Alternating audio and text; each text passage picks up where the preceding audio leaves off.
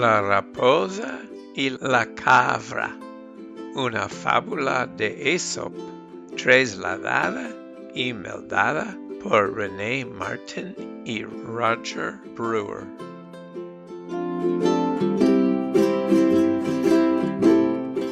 Una raposa se cayó adentro de un pozo y a filo que no era muy hondo, se apercibió que no podía salir afuera.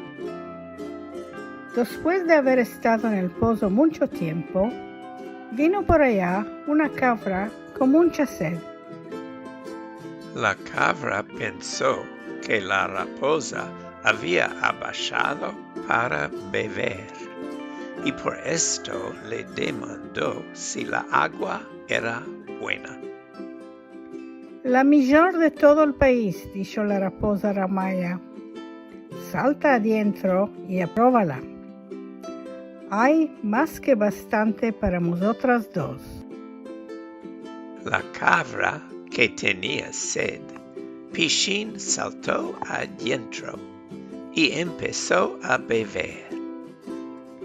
Con la misma rapidez, la raposa se subió encima de la espalda de la cabra y saltó de las puntas de los cuernos de la cabra afuera del pozo.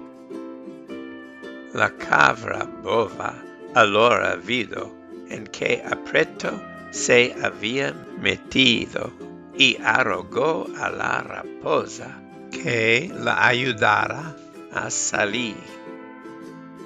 Ama, la raposa ya estaba en camino para la chará.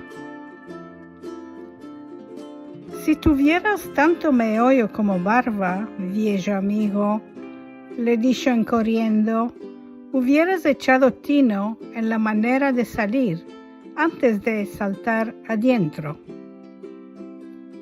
Mirad bueno antes de saltar.